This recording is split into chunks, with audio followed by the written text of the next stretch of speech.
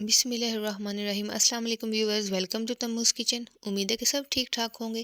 آج ہم بنا رہے ہیں بینگن اور آلو کی سبزی، بہت ہی سمپل اور بہت ہی ڈیلیشیس۔ تو ٹائم ویسٹ کے بغیر ریسیپی کو شروع کرتے ہیں۔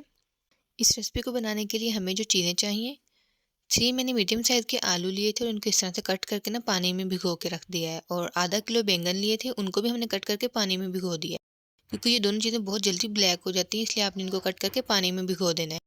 ساتھ میں 2 میڈیم سائز کے پیاز لیے ہیں، 3 میڈیم سائز کے ٹماٹر، نمک لیں گے، ہلدی لیں گے اور لال مرچ لیں گے، اور ہاف کپ ہم لیں گے آئل۔ اس کے علاوہ 1 ٹیبل اسپون ہم لیں گے سوکھا دھنیا، اور 4 سے 5 ہم ہری مرچیں لیں گے۔ سب سے پہلے ہم ایک پین لے لیں گے اور اس میں آئل ایڈ کریں گے۔ آئل ایڈ کرنے کے بعد ہم اس کے اندر پیاز ایڈ کر دیں گے۔ آلو بینگن کی جو سبزی ہے وہ باقی سبزیوں سے تھوڑا ڈیفرنٹ اسٹائل سے بنائی جاتی ہے۔ اس میں جو ہے وہ مسالہ اتنا زیادہ بھونا نہیں جاتا ہے، نہ ہی پیاز زیادہ براؤن کیا جاتا ہے۔ بس ہلکا سا پیاز کا کلر جب چینج ہوگا اور تھوڑا سا یہ سافٹ ہوگا تو ہم اس کے اندر ٹماٹر ایڈ کر دیں گے، اور لہسن ادرک کا پیسٹ بھی اس کے اندر ہم ایڈ نہیں کریں گے۔ تو میرا یہی طریقہ ہے آلو بینگن بنانے کا۔ آپ مجھے ضرور بتائیے گا کہ آپ کس طریقے سے اس سبزی کو بناتے ہیں۔ جی، تو جیسے کہ آپ دیکھ سکتے ہیں کہ پیاز جو ہے وہ کافی حد تک سافٹ ہو گیا اور یہ ہلکا ہلکا براؤن ہونا سٹارٹ ہونے لگا ہے، تو اس پوائنٹ پر ہم نے اس کے اندر ٹماٹر ایڈ کر دینے ہیں۔ ٹماٹر ایڈ کرنے کے ساتھ ہی جو ہے وہ ہم تمام اسپائسیز بھی اس کے اندر ایڈ کر دیں گے، اور اچھے طریقے سے تمام چیزوں کو مکس کریں گے۔ 2 سے 3 منٹ کے لیے ہم پیاز اور ٹماٹر کی بھنائی کریں گے اچھے طریقے سے، اور پھر جو ہے وہ ہم ان کو ڈھک کے رکھ دیں گے تقریباً 5 سے 7 منٹ کے لیے، تاکہ اچھے طریقے سے تمام چیزیں سافٹ ہو جائیں۔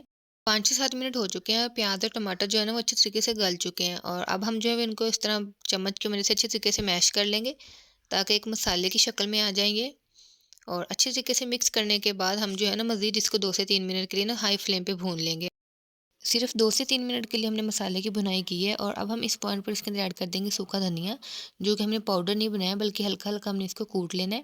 اس کا جو ٹیسٹ اور خوشبو ہوتی ہے نا وہ بہت ہی اچھی آتی ہے۔ تو آپ نے سوکھا دھنیا ایڈ کرنے کے بعد اس کو اچھی طریقے سے مکس کرنا ہے، اور ساتھ ہی جو ہے وہ ہم اس کے اندر ایڈ کر دیں گے بینگن۔ تو بینگن جو ہے وہ ہم پہلے ایڈ کریں گے، اور آلو جو ہے وہ ہم تھوڑی دیر بعد ایڈ کریں گے۔